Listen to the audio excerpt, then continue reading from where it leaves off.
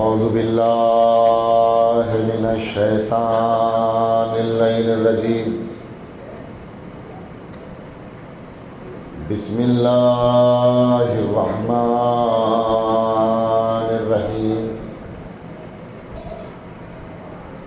الحمد للہ الذی ہدانا لہذا وما كنا لنهتدي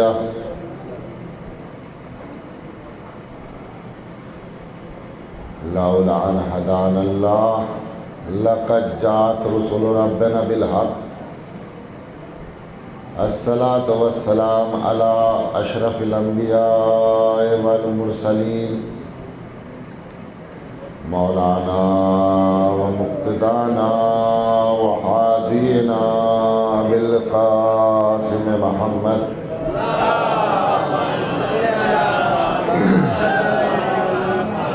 وآله الطيبين الطاهرين المعصومين المظلومين أما بعد فقد قال الله تعالى وتبارك في كتابه المجيد وهو أصدق الصادقين وقوله الحق ثم الحق بسم الله الرحمن الرحيم إذ ابتلى إبراهيم من ربه بكلمات فتمهن قال لا ينال عهد الظالمين. سلام علیکم.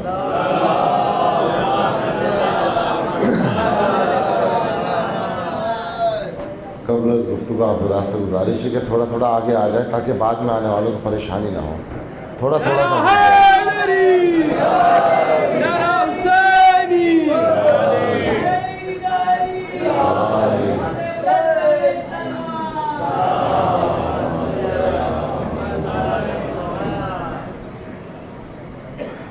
آپ حضرات کی مقدس بارگاہ میں قرآن کی جس آیت کو اپنا سرنامہ سخن قرار دیا، یہ آیت ایک عہدے کا تعین اور اس کی ذمہ داریاں بتا رہی ہے. ارشاد ہوا اذ ابتلیٰ ابراہیم کہ جب ابراہیم کا امتحان لیا گیا اور جناب ابراہیم اپنے امتحان میں کامیاب ہو گئے تو قالا للناس اماما، اللہ نے کہا کہ ہم نے تمہیں لوگوں کا امام بنایا. جیسے ہی امامت کا تذکرہ ذات ابراہیم کے ساتھ متصف ہوا اور ابراہیم کو اللہ نے کہا کہ ہم نے تمہیں لوگوں کا امام بنایا تو جناب ابراہیم نے فوراً دعا کے لیے ہاتھ اٹھائے اور ہاتھ اٹھا کر کہا کہ میری ذریت کا کیا ہوگا، آیا میرے بعد میری ذریت امام ہوگی یا نہیں ہوگی؟ تو آواز قدرت آئی ابراہیم امام تیری ہی ذریت سے ہوگا لیکن لا ینال عہد الظالمین، یہ عہدہ ظالمین تک نہیں پہنچ سکتا. اس کا مطلب یہ ہے کہ امام جو بھی ہوگا وہ ظالم نہیں ہو سکتا، ظالم کبھی امام نہیں ہو سکتا. اب اگر کوئی ظالم امام بن جائے تو وہ لوگوں کا بنایا ہوا ہو سکتا ہے، اللہ کا بنایا ہوا نہیں ہو سکتا. کیوں؟ اس لیے کہ اللہ کا اعلان ہے ظالم کبھی امام نہیں ہوتا. تو جہاں تک عہدوں کا تذکرہ ہے، سب سے پہلے اللہ نے جو عہدہ بھیجا وہ عہدہ نبوت ہے. نبوت آئی چلی گئی، اس کے بعد رسالت آئی چلی گئی، رسالت کے بعد اللہ نے عہدہ امامت کو رکھا. اب کیونکہ ہدایت قیامت تک رہنی ہے تو امام کو بھی قیامت تک رہنا ہے. اس لیے کہ اگر امام نہ ہو تو پھر کوئی ہدایت کرنے والا نہیں رہے گا. لہٰذا ضروری ہے کہ جو قیامت تک رہے وہی امام ہوگا. اب سوال یہ ہے کہ یہ قیامت تک رہنے والا ہے کون؟ یہ کس خاندان سے ہوگا، کس قبیلے سے ہوگا، کس خانوادے سے ہوگا، اس کا قبیلہ کیا ہے، اس کے افراد کون ہے، یہ کون ہے۔ تو نتیجہ کلام یہ ہے کہ جو بھی امام ہوگا، جس خاندان سے بھی ہوگا، وہ خاندان بھی قیامت تک باقی رہے گا، وہ خاندان بھی قیامت تک باقی رہے گا۔ کیوں؟ اس لیے کہ نبوت ہے نہیں، رسالت ہے نہیں، ہدایت کی ذمہ داری امام کے اوپر ہے، اور امام جس خاندان سے ہوگا اس خاندان کا قیامت تک باقی رہنا ضروری ہے۔ اگر وہ خاندان قیامت تک باقی نہ رہا تو پھر امام کہاں سے آئے گا؟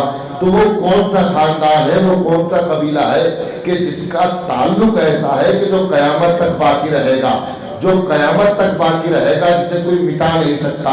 تو قرآن کی آواز آئی جب کل وجہ ذوالجلال والاکرام، صلاۃ پر محمد علیہ محمد،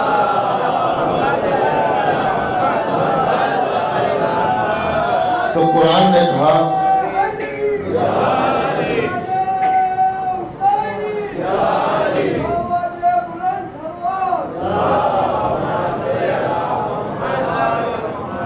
قرآن نے کہا کل من علیہا فان ویبقی وجہ ربک ذو الجلال والاکرام، ہر چیز فنا ہو جائے گی، ہر چیز ختم ہو جائے گی، ہر چیز مٹ جائے گی، باقی ہے اور باقی رہے گا اللہ کا چہرہ، باقی ہے اور باقی رہے گا اللہ کا چہرہ۔ تو اس کا مطلب یہ ہوا کہ اس دنیا میں، اس کائنات میں کوئی چیز باقی نہیں رہے گی، سب ختم ہو جائے گا، باقی رہے گا اللہ کا چہرہ۔ تو یہ اللہ کا چہرہ کیا ہے؟ اللہ کا چہرہ رکھتا بھی ہے کہ نہیں رکھتا؟ کہا دیکھو وجہ کے معنی طلع چہرہ نہیں ہے، بلکہ وجہ کے معنی ہے معرفت۔ تو ترجمہ یہ ہوگا سب چیزیں فنا ہو جائیں گی، باقی ہے اور باقی رہیں گے وہ لوگ جو اللہ کی معرفت کے لیے آئے ہیں۔ توجہ نہیں کہ آپ لوگوں نے کیا کہا؟ باقی ہے اور باقی رہیں گے وہ لوگ جو اللہ کی معرفت کے لیے آئے۔ تو وہ کون لوگ ہیں جو اللہ کی معرفت کے لیے آئے تھے؟ امام صادق نے کہا گھبراؤ نہیں، ہم بتاتے ہیں، لولانا معرف اللہ، اگر ہم نہ ہوتے تو اللہ پہچانا نہ جاتا۔ صلوات پڑھیں محمد آل محمد پر۔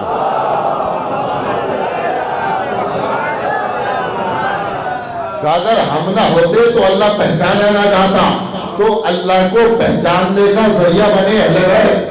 تو وہ کون سا خاندان ہے جو قیامت تک باقی رہے گا؟ وہ اہل بیت کا خاندان ہے۔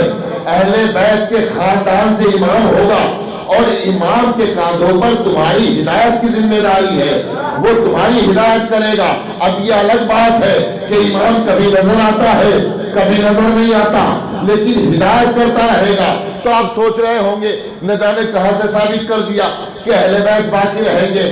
بھائی قرآن نے اور آگے بڑھ کر اعلان کیا، قرآن کہتا ہے وَجَعَلَهَا كَلْمَةً بَاقِيَةً، اللہ نے ایک کلمے کو باقی رکھا ہے فی عقبہ، جناب ابراہیم کی نسل میں۔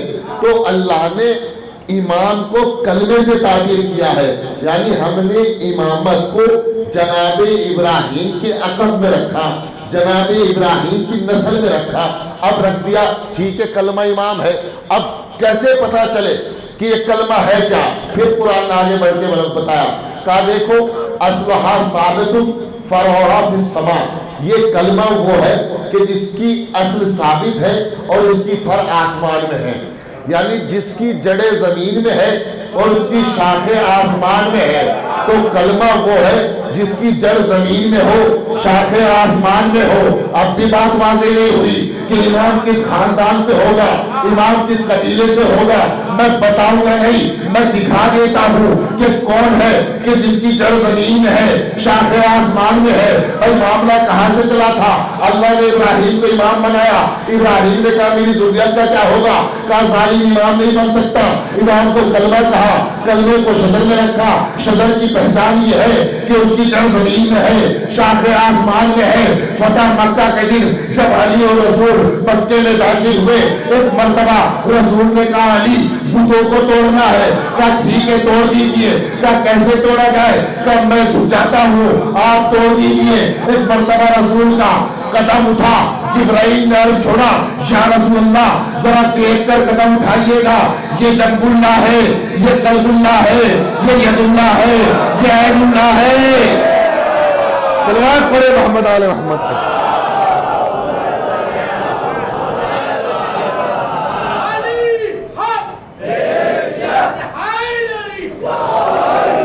کہا دیکھ کر قدم اٹھائیے گا۔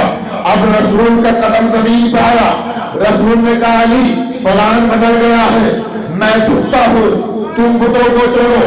اب علی کے قدم دوش نبی پر، علی کے قدم دوش نبی پر، اور علی کے دوش نبی کے دوش تنہا دوش نہیں، ایک پر مہر نبوت، ایک پر قرآن کی آیتیں، اور قدم ہے علی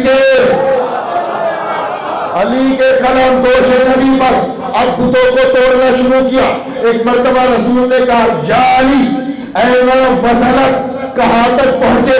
علی نے پلٹ کر کہا یا محمد اتنی بلند پر ہوں، چاہوں تو آسمان کے تارے توڑ لوں۔ یا محمد اتنی بلندی پر ہوں، چاہوں تو آسمان سے تارے توڑ لوں۔ اب بھی سمجھ میں نہیں آیا۔ میں کلمے کی پہچان یہ ہے کہ کلمہ شجر میں ہوتا ہے، شجر کی پہچان یہ ہے اس کی جڑ زمین میں ہوتی ہے، شاخیں آسمان میں ہوتی ہے۔ نبی نے کہا کہاں پہنچے؟ کہا چاہوں تو آسمان کے تارے توڑ لوں۔ علی نے کہا آؤ دیکھو یہ ہے شجرہ طیبہ۔ صلوات پڑھے محمد آل محمد پر۔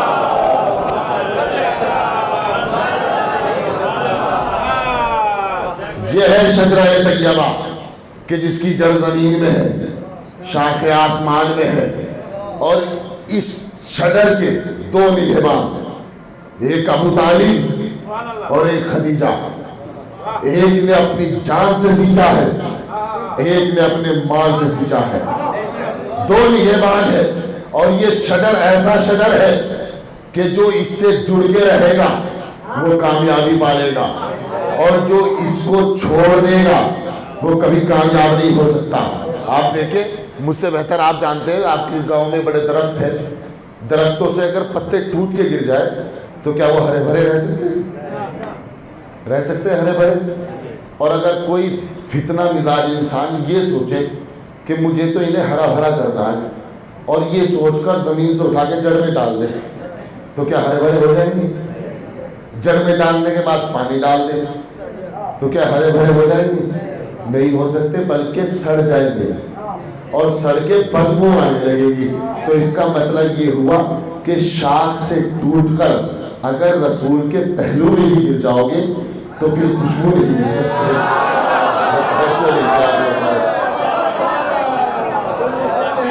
اگر شاخ سے ٹوٹ کر پہلو میں بھی گر جاؤ گے تو تب بھی کوئی فائدہ ہونے والا نہیں ہے، کوئی فائدہ ہونے والا نہیں ہے۔ تو اس کے دو نگہبان ہیں، ایک کا نام بولیے ابو طالب، دوسرے کا نام جناب خدیجہ۔ اور کیسے سینچا دونوں نے؟ تاریخ کے جملے ہیں کہ جب جناب آمنہ کے یہاں ولادت کا وقت آیا اور دائی نے کہا ابو طالب ولادت ہونی ہے، کس کے گھر میں ہوگی؟ تو ابو طالب نے کہا میری جھوپڑی حاضر ہے، میرا گھر حاضر ہے۔ ولادت ہو گئی، نام رکھنے کی باری آئی، ابو طالب نے نام رکھا۔ شادی کی باری آئی، ابو طالب نے نکاح پڑھا۔ سب کچھ کیا نا ابو طالب نے؟ بھائی ولادت ابو طالب کے گھر میں، نام ابو طالب نے رکھا، نکاح ابو طالب نے پڑھا۔ کس کا پڑھا؟ وہ ماں محمد اللہ رسول، محمد کچھ بھی نہیں سوائے رسول کے۔ تو یہ محمد پر احسان نہیں تھے، یہ رسول پر احسان تھے، یہ رسول پر احسان تھے۔ رسول کا نکاح بھی محمد ابو طالب نے پڑھا، رسول کی ولادت بھی ابو طالب کے گھر میں ہوئی، رسول کا نام بھی ابو طالب نے رکھا۔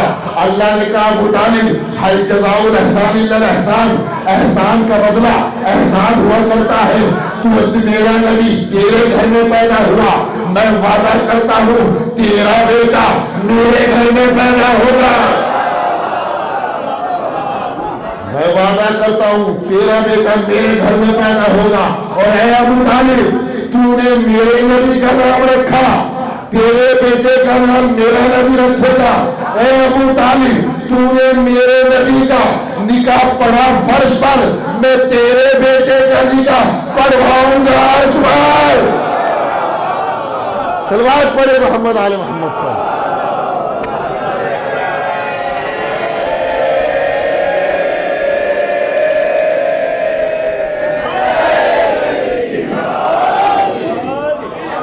کہا یہ احسان رہا تو اس شجر کے دو نگہبان، ایک کا نام ابو طالب، ایک کا نام خدیجہ، اور خدیجہ نے کیسے نگہبانی کی؟ مال کے ذریعے۔ اتنی دولت تھی خدیجہ کے پاس کہ 40 اونٹ ایک ساتھ نکلا کرتے تھے، ایک ساتھ نکلا کرتے تھے۔ تاریخ کہتی ہے کہ جب جناب خدیجہ کے اونٹ نکلا کرتے تھے تو کچھ عرب کے شرارتی شریف نما ظالم لوگ خدیجہ کا مال چرا لیا کرتے تھے۔ کیوں؟ اس لیے کہ کوئی مرد تو تھا نہیں، چرا لیا کرتے تھے۔ خدیجہ بڑی پریشان تھی۔ ایک مرتبہ خدیجہ نے کہا کہ ہم ابو طالب سے ملنا چاہتے ہیں، ہم ابو طالب سے ملنا چاہتے ہیں۔ ابو طالب کے پاس اپنے غلام میسرہ کے ساتھ آئی اور آنے کے بعد کہا ابو طالب آپ کے ہوتے ہوئے میرا مال چوری ہوتا ہے۔ ایک مرتبہ ابو طالب نے کہا خدیجہ یہ بتا کہ تم چاہتی کیا ہو؟ کہا میں چاہتی یہ ہوں کہ میرا مال جن لوگوں نے چوری کیا ہے صبح تک وہ واپس آ جائے، صبح تک وہ واپس آ جائے۔ ابو طالب نے کہا مال تو واپس آ جائے گا لیکن میری کچھ شرطیں ہوں گی، تمہیں اس پر عمل کرنا ہوگا۔ خدیجہ نے کہا ٹھیک ہے مجھے منظور ہے۔ خدیجہ واپس چلی گئی۔ ایک مرتبہ جناب ابو طالب نے تمام لوگوں کو بلایا اور بلانے کے بعد کہا کہ تم دیکھو دیکھنے میں لگتے شریف ہو، جملے پہ توجہ دیجیے گا، دیکھنے میں لگتے شریف ہو، پورا دن کام کچھ کرتے رہی ہو، خرچہ بہترین چل رہا ہے۔ کیا کہا جناب ابو طالب نے؟ دیکھنے میں شریف ہو، پورا دن کرتے کچھ نہیں ہو، خرچہ بہترین چل رہا ہے۔ کہاں سے آ رہا ہے؟ کیونکہ جب مال مشکوک جگہ سے آتا ہے تو پتہ چل جاتا ہے۔ محنت کا مال اپنی محنت دکھاتا ہے، محنت کا مال محنت دکھاتا ہے، اسے کوئی یہ نہیں کہتا کہ یہ کہاں سے لے آیا۔ اور جب انسان کسی دھوکے سے کہیں سے کہتے ہیں نا دھوکے سے مرغی لے کے آ گیا تو وہ پتہ چل جاتا ہے۔ ابو طالب نے کہا کہ تم کرتے تو کچھ ہو نہیں تو پھر کھاتے کہاں سے ہو اور خرچے بھی چل رہے ہیں۔ کہا ابو طالب تم ہمیں چور سمجھتے ہو؟ ہم یہاں کے بڑے شریف لوگ ہیں۔ ابو طالب نے مسکرا کر کہا بڑے شریف لوگ ہو، عورت کا مال کھاتے ہو، شریف بنتے ہو۔ سبحان پڑھے محمد آل محمد۔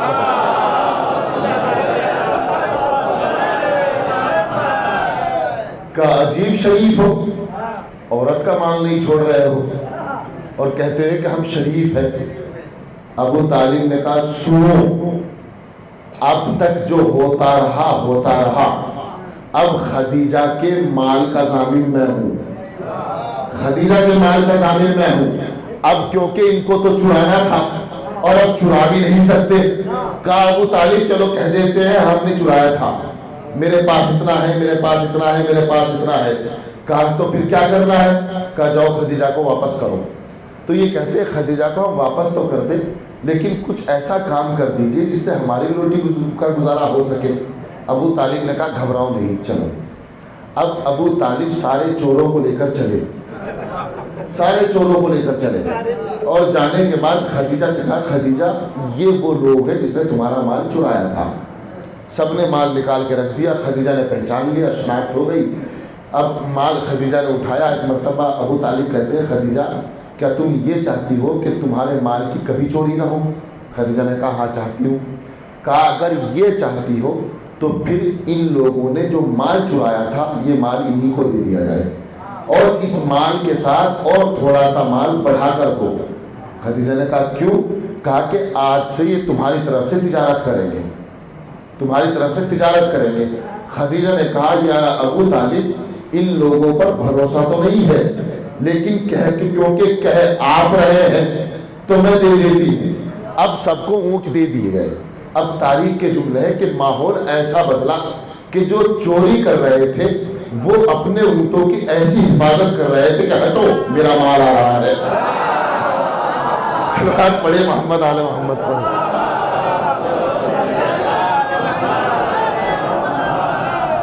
کیوں؟ اس لیے کہ یہ ابو طالب کا کردار تھا کہ جس نے مکے کے چوروں کو تاجر بنا دیا. اب تاجر بن گئے سب. تو یہ خدیجہ کے احسان تھے. جب رسول کو لوگوں نے پریشان کیا اور رسول نے خدیجہ سے کہا کہ لوگ پریشان کر رہے ہیں، تو ایک مرتبہ خدیجہ نے کہا گھبراؤ نہیں، ایک چادر درمیان میں ڈال دو، اور چادر درمیان میں ڈالنے کے بعد جتنے بھی اس مکے کے شریف ہے سب کو بلاؤ، اور میں بتاتی ہوں کس پر میرا کتنا قرض ہے، میں بتاتی ہوں. اب سب کو جمع کیا گیا. ایک مرتبہ خدیجہ نے کہا یہ بتاؤ تم میں سے کون محمد سے مطالبہ کرتا ہے. اب کیونکہ خدیجہ کی آواز تھی سب خاموش ہو گئے، سب خاموش ہو گئے. تاریخ کے جملے اس وقت خدیجہ نے سونے کا ڈھیر لگا دیا اور لگانے کے بعد کہا محمد کا کلمہ پڑھتے جاؤ، دولت لیتے جاؤ، دولت لیتے جاؤ. تو یہ دولت کے ذریعے سے خدیجہ نے اس خاندان کو بچایا، اس شجر کو بچایا، اس شجر کی حفاظت کی. تو بات کہاں سے چلی تھی؟ امام کس خاندان سے ہوگا، امام کس قبیلے سے ہوگا، اور جس قبیلے سے ہوگا وہ خاندان قیامت تک باقی رہے گا، وہ خاندان قیامت تک باقی رہے گا. تو یہ اہل بیت کا گھرانہ ہے جو قیامت تک باقی رہے گا. اب سوال یہ ہے کہ یہ امام ہے کیا، امام کہتے کسے ہیں؟ تو امام کے کچھ معنی لغت نے بتائے اور کچھ معنی قرآن نے بتائے. لغت کہتی ہے کہ امام کے معنی یہ ہے کہ جس کی اطاعت کی جائے اسے امام کہا جاتا ہے. کیا کہا جاتا ہے؟ پیچھے والے تھوڑا سا جان جائے. امام کسے کہا جاتا ہے؟ جس کی اطاعت کی جائے. دوبارہ بتا دیجئے کسے کہا جاتا ہے امام؟ جس کی اطاعت کی جائے. لغت نے کہا امام وہ ہوتا ہے جس کی اطاعت کی جائے. اب قرآن نے بڑھ کے کہا فَلَا تُطِعُوا الْكَافِرِينَ وَالْمُنَافِقِينَ، خبردار نہ کافر کی اتباع کرنا نہ منافق کی اتباع کرنا. تو اس کا مطلب یہ ہوا امام وہ ہوتا ہے جس کی اطاعت کی جائے. قرآن کہتا ہے نہ کافر کی اطاعت ہوگی نہ منافق کی اطاعت ہوگی. توجہ نہیں کیا آپ لوگوں نے. لغت نے کہا امام وہ ہوتا ہے جس کی اطاعت کی جائے. قرآن نے کہا فَلَا تُطِعُوا الْكَافِرِينَ وَالْمُنَافِقِينَ، نہ کافر کی اطاعت ہو سکتی ہے نہ منافق کی اطاعت ہو سکتی ہے. تو اس کا مطلب نہ کافر امام ہو سکتا ہے نہ منافق امام ہو سکتا ہے. یہ دونوں امام نہیں ہو سکتے. اب پتہ کیسے چلے کون کافر ہے کون منافق ہے؟ کافر کا تو سب کو پتا ہے لیکن منافق سمجھ میں نہیں آتا، کیونکہ منافق اپنی آستین میں چاقو چھپا کے رکھتا ہے، وہ کھل کے سامنے نہیں آتا. پتا کیسے چلے کہ منافق کون ہے؟ تو قرآن نے کہا ہم تمہیں یہ بھی بتا دیں گے کہ منافق کون ہے. وَلَيَعْلَمُ الَّذِينَ نَافَقُوا، اے محمد اگر یہ لوگ تم سے پوچھیں کہ جنگ احد کس کے حکم پر ہوئی تھی تو ان سے کہہ دینا جنگ احد میرے حکم سے ہوئی ہے. کیوں؟ وَلَيَعْلَمُ الْمُؤْمِنُونَ وَالْمُنَافِقُونَ، تاکہ میں جان لوں کہ تم میں سے کون مومن ہے اور تم میں سے کون منافق ہے. میرے حبیب ان سے کہہ دو کہ جنگ احد میرے حکم سے ہوئی ہے تاکہ میں جان لوں کہ تم میں سے کون مومن ہے تم میں سے کون منافق ہے. میں کہوں گا پڑھنے والے جنگ احد میں کیسے پہچان لیا؟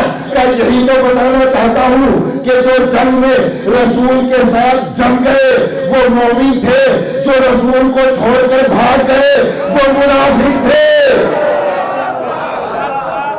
صلوات پڑھے محمد آل محمد کا.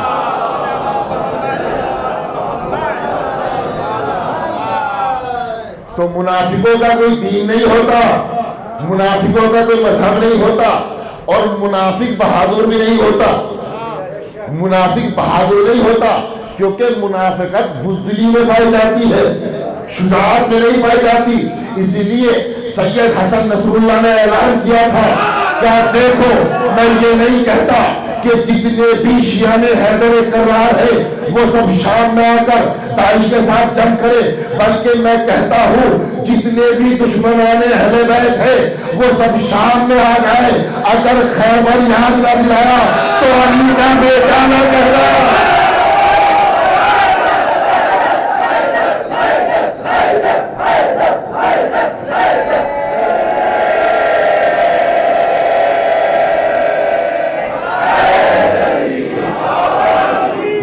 मुनाफिकों को चैलेंज था, ये मुनाफिकों को चैलेंज था।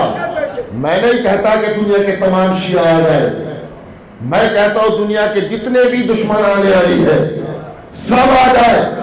अगर खैबर याद न दिलाया तो सहरा का बेटा नहीं, सहरा का बेटा नहीं। अगर खैबर याद न दिलाया तो जो अली के चाहने वाले होते हैं वो बुज़दिल नहीं होते, वो बहादुर होते हैं, वो शुजा होते हैं।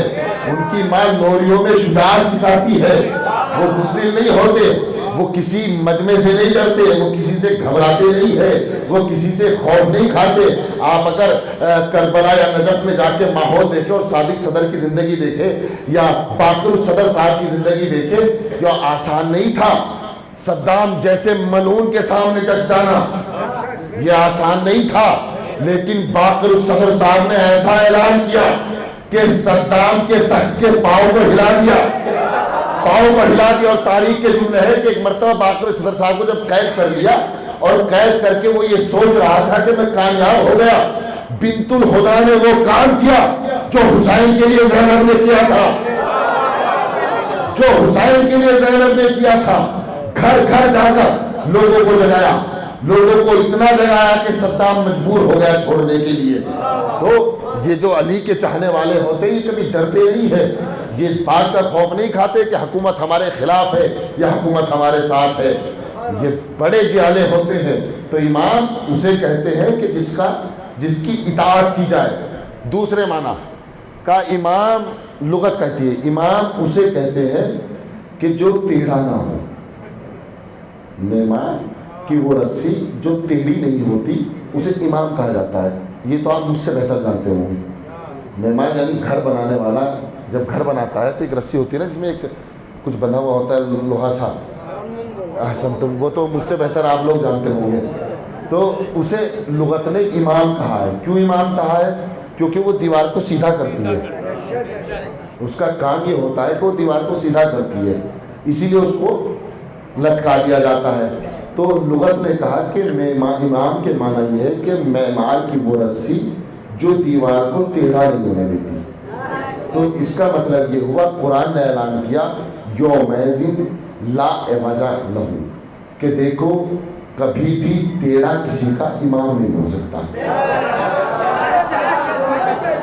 लुगत ने कहा मेमार की वो रस्सी जो दीवार को टेढ़ा ना होने दे। कुरान ने कहा टेढ़ा किसी का इमाम नहीं हो सकता, टेढ़ा किसी का इमाम नहीं हो सकता। अब मुझे नहीं पता कौन सीधा है और कौन टेढ़ा है, मुझे तो इतना पता है कि जब अल्लाह का बनाया हुआ इमाम मिंबर पर आया तो सनूनी का दावा किया, और जब लोगों का बनाया हुआ इमाम मिंबर पर आया तो अकीलूनी मैं टेढ़ा हो जाऊं तो मुझे सीधा कर देना। सलवात पढ़े मोहम्मद आले मोहम्मद पर।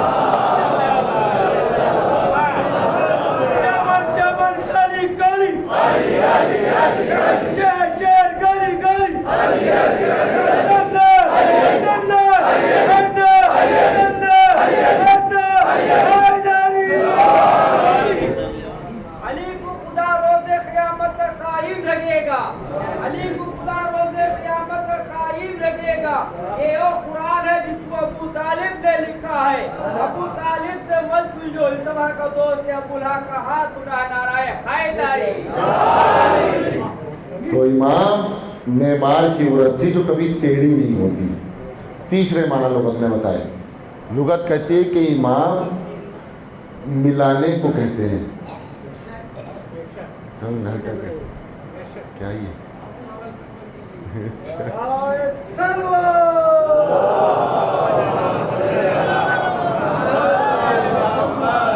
कहा कि ईमान के तीसरे माना ये है कि जिसमें यानी वो रास्ता जो दो कौमों को मिलाए उसे कहते हैं इमाम। इन्नहुमा लब्बुम मुबीन कुरान की आयत है कि जनाब लूत और जनाब शीश के जिस रास्ते में मुलाकात हुआ करती थी उसे इमाम कहा जाता है।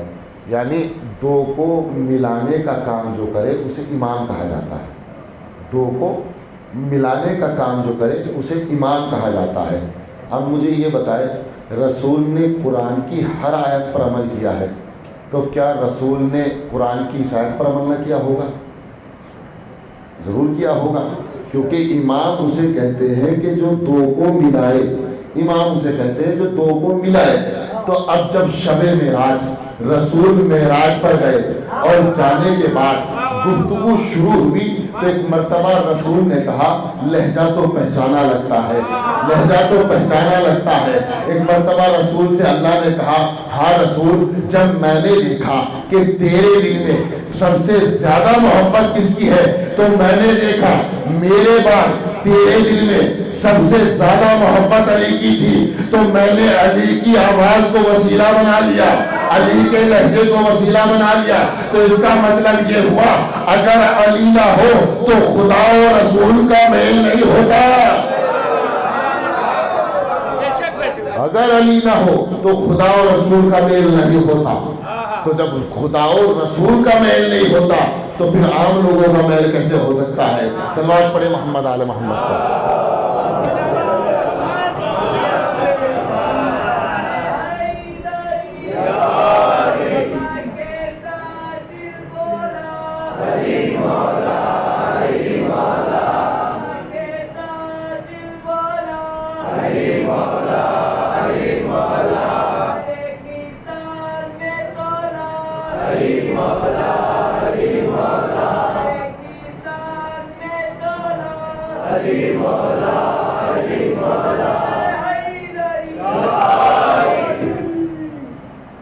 اشارے ہو رہے ہیں کہ جناب عباس کا بیان کیا جائے۔ میں یہ سوچ رہا تھا کہ جناب عباس میں پورا اشرا پڑھ چکا ہوں آپ لوگوں کے سامنے تقریباً، لیکن پھر بھی صلوات پڑھے محمد آل محمد پر۔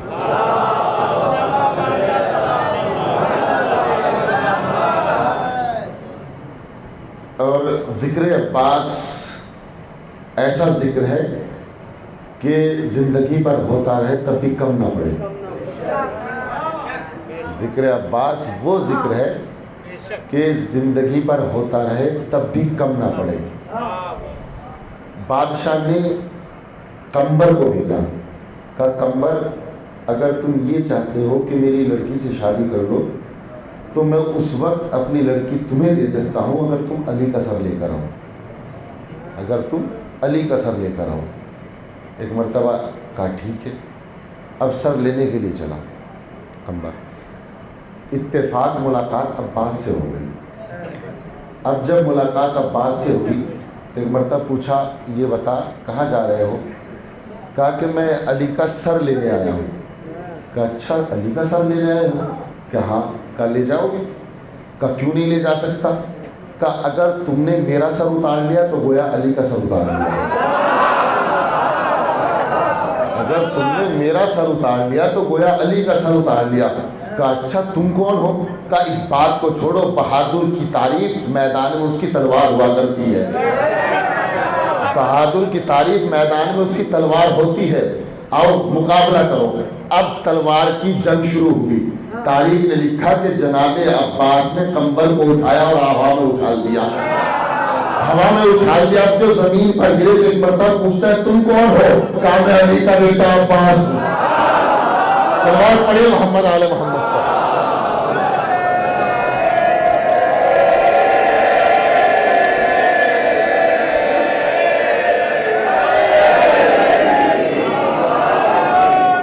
اسی لیے علماء نے لکھا کہ جب جناب عباس کی ولادت ہوئی تو دنیا میں جتنے بھی بچے پیدا ہوتے ہیں سب کی پہچان یہ ہوتی ہے کہ ان کی مٹھیاں بند ہوتی ہے۔ کائنات کا واحد بچہ ہے عباس، جب پیدا ہوا تو انگلیاں کھلی ہوئی تھی، انگلیاں کھلی ہوئی تھی۔ نجومیوں نے دیکھا اور دیکھنے کے بعد ایک جملہ کہا سنو، کہ جس بچے کی انگلیاں کھلی ہو اس کا مطلب یہ ہے کہ وہ خیرات کرنے میں ہاتھوں کا محتاج نہیں ہوتا، اسے خیرات کرنے کے لیے ہاتھوں کی ضرورت نہیں ہے۔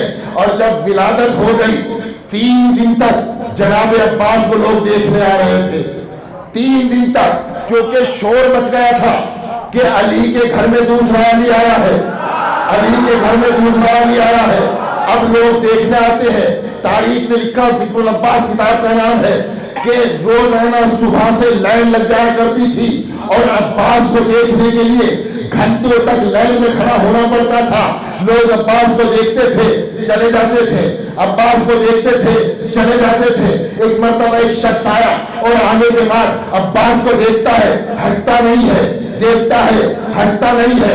ایک مرتبہ علی نے کہا بھائی ہٹتا کیوں نہیں ہے؟ کہا مجھے تھوڑی دیر اور دیکھنے دو. ایک مرتبہ پیچھے والوں نے شور مچایا, اگر تم کھڑے رہو گے تو ہم کب زیارت کریں گے؟ ایک مرتبہ یہ پلٹ کر کہتا ہے میں شیعہ نہیں, میں تو نصیری ہوں, علی کو خدا مانتا ہوں, دیکھنے لیے آیا ہوں. جوانی کا خدا یہ ہے تو بچپن میں کیسا تھا؟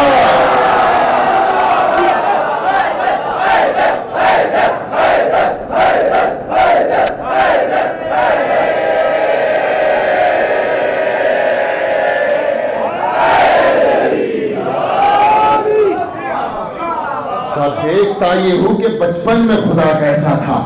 تو یہ عظمت عباس ہے اور یہ شجاعت عباس ہے کہ عباس کے ہاتھ میں اگر تلوار آ جائے تو پھر کوئی عباس کا مقابلہ نہیں کر سکتا, کوئی مقابلہ نہیں کر سکتا, کیونکہ عباس کو جنگ کے ہنر علی نے سکھائے تھے.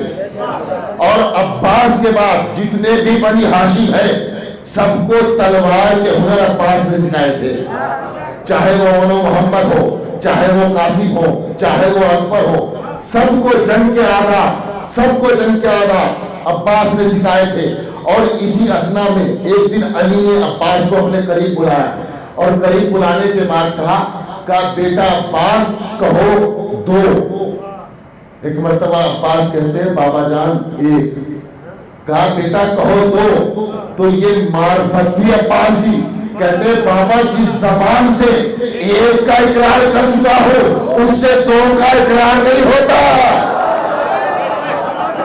اس سے دو کا اقرار نہیں ہوتا. تو یہ معرفت اور یہ علم ہے جناب عباس کا کہ جس سے آدمی بچ نہیں سکتا, کوئی اس سے کنارہ کشی اختیار نہیں کر سکتا. کیا عظمت ہے جناب عباس کی کہ باب الحسین کہا گیا ہے. باب الحسین یہ حسین کا دروازہ ہے, حسین کا باب ہے. اگر حاجت طلب کرنی ہے تو پہلے در عباس پہ آنا ہوگا, دعائیں مانگنی ہے تو پہلے در عباس پہ آنا ہوگا, تب کہیں جا کر تمہاری دعائیں قبول ہوگی.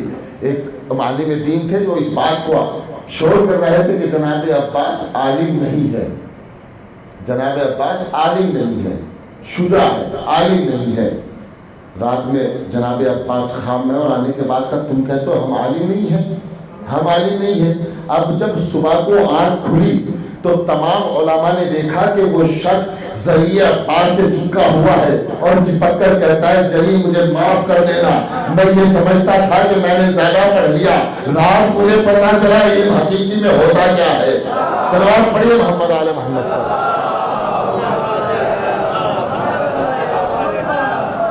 رات مجھے پتہ چلا کہ علم حقیقت میں ہوتا کیا ہے. اور یہی عباس ہے.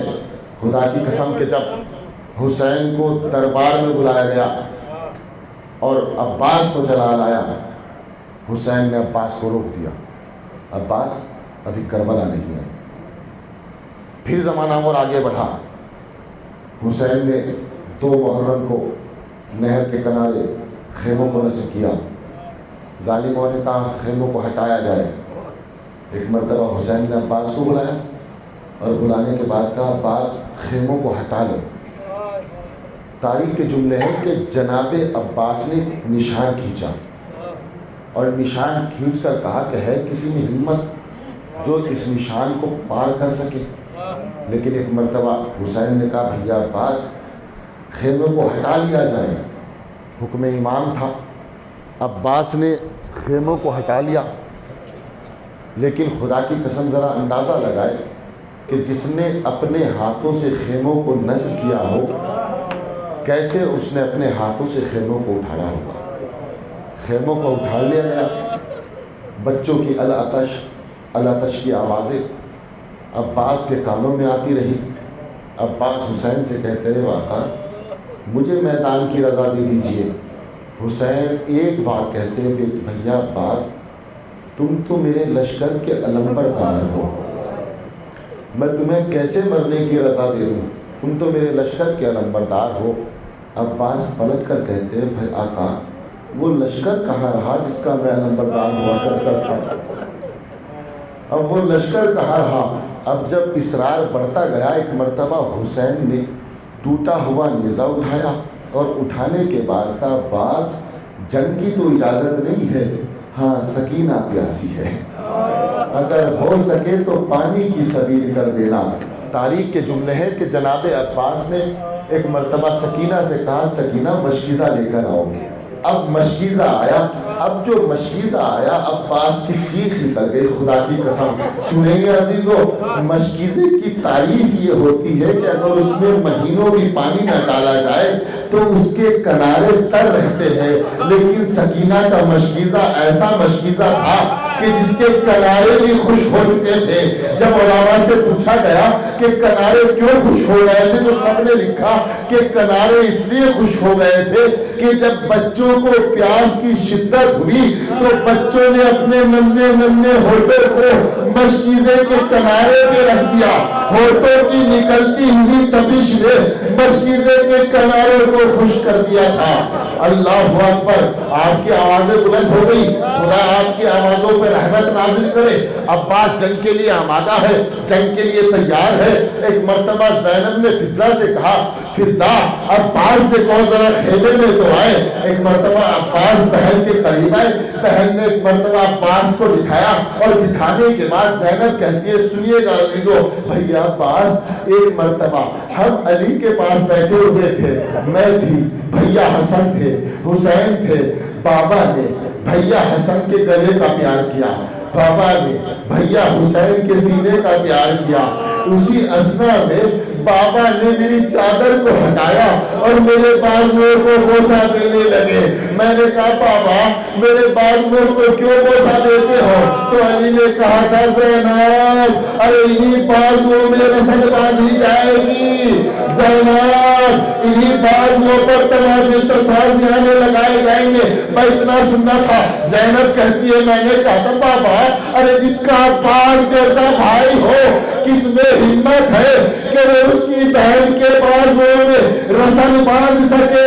میں اتنا سننا تھا۔ ایک مرتبہ زینب کہتی ہے بھیا عباس اب مجھے یقین ہو گیا۔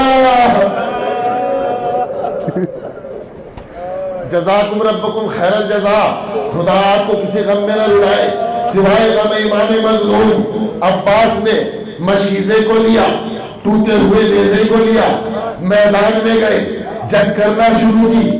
فرات کے کنارے پہنچے، گھوڑے کو فرات میں ڈالا، ایک مرتبہ مشکیزے کو پانی میں بھرا، اور بھرنے کے بعد پانی چلو میں اٹھایا، پھینک دیا، پیا نہیں۔ اس کے بعد ایک مرتبہ گھوڑے سے کہتے ہیں اس پہ باوفا اب جتنی جلدی ہو سکے مجھے سکینہ تک پہنچا دینا، سکینہ میرا انتظار کر رہی ہے۔ گھوڑا چلا، کسی ظالم نے ایسا وار کیا کہ عباس کا دایاں بازو قلم ہو گیا۔ عباس نے مشکیزے کو بائیں ہاتھ میں پکڑا، بائیں ہاتھ قلم ہوا، عباس نے مشکیزے کو دانتوں میں دبا لیا۔ اب گھوڑے کو لے کر چلے، کسی ظالم نے ایسا تیر مارا کہ تیر مشکے سکینہ میں لگا، پانی زمین پر بہہ گیا۔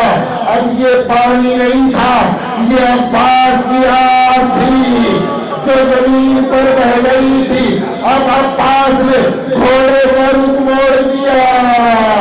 تاریخ میں لکھا کسی نے عباس کے سر پر ایسا گرز مارا کہ سر شگاف ہو گیا، آنکھ میں تیر لگا، زمین پر آ گئے، آواز دی آقا ہو نکلی۔ ایک مرتبہ حسین آئے، حسین کربلا کے میدان کی طرف چلے، آواز دی الحان انکسر ظہری وقلت حیلتی، عباس تیرے مرنے میں میری کمر توڑ دی۔ آپ کی آوازیں بلند ہو گئی، خدا ان پر رحمت نازل کرے کہ عباس تیرے مرنے میں کمر توڑ دی۔ ایک مرتبہ حسین عباس کے قریب آئے، آنے کے بعد عباس کے سر کو اپنے زانوں پہ رکھا، اور رکھنے کے بعد کہا بھیا عباس ارے کیا ہوا؟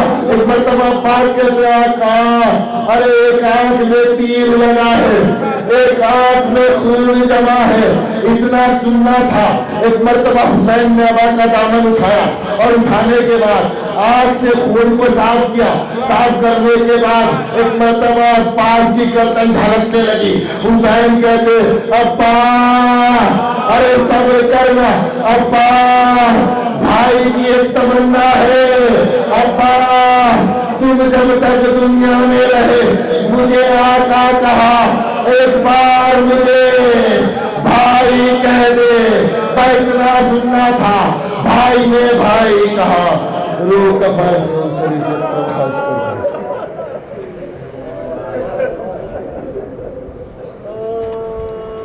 انا للہ و انا الیہ راجعون. رضن بقضاء تسلیم الامر. الہی تجھے واسطہ محمد آل محمد کا ہمارے سے مختصر سے عمل کو قبول فرما.